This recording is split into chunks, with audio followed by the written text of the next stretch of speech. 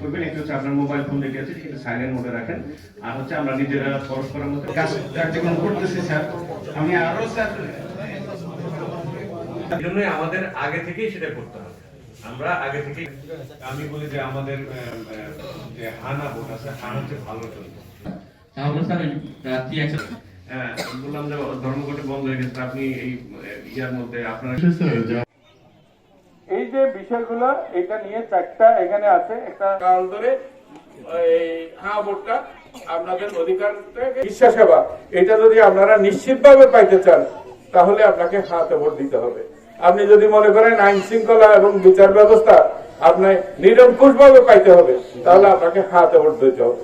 হাতে ভোট দিলে কোন এমপি মিনিস্টার বানাইতে পারবেন না, এটা সেটার জন্য নয়, এটা রাষ্ট্র পরিবর্তনের জন্য। আর একটা হচ্ছে আরেকটা ভোট আছে, সেটা হচ্ছে আপনি যাদেরকে পছন্দ করবেন, যে দলকে যে মতকে কিংবা যে ব্যক্তিকে যারা এমপির জন্য দাঁড়াইছে তাদেরকে যে পছন্দ করেন আপনি তাকে ভোট দেবেন, এটা আপনার সম্পূর্ণ অধিকার। আর হ্যাঁ না ব্যাপারটা হলো রাষ্ট্র পরিবর্তনের ব্যাপার।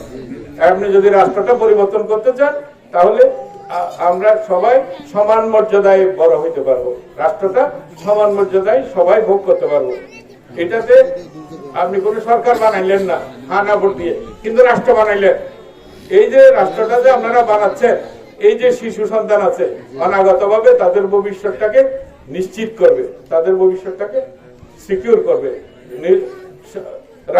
আমরা এর আগে শুনতেছিলাম যে পিআর পদ্ধতি নামে একটা পদ্ধতির পাবলিক পারসেপশন, এই যে ভোটটা আপনি কিভাবে এই ভোটটা দিবে, আমার এই প্রশ্নটা ছিল। যারা আপনাকে বলে আপনি ওইটাতে সিল দিবেন, বুঝতে পারছেন?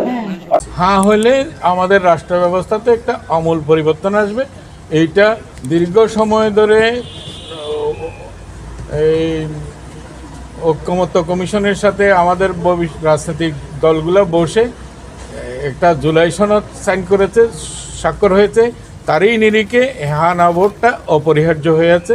যেহেতু এই সরকার সংস্কারের জন্য আসছে, সংস্কার একটা এই সরকারের ম্যান্ডেট, সংস্কারের অংশ হিসাবে এই হ্যাঁ না ভোটটা অনিবার্য হয়েছে, যাতে আমাদের এখানে যেন আগের মতো কোনো স্বৈরাচারী সরকার যেন জাতির কাঁধের উপরে চেপে বসতে না পারে, মানুষকে গুম করতে না পারে, হত্যা করতে না পারে প্রকাশ্যের রাস্তায়।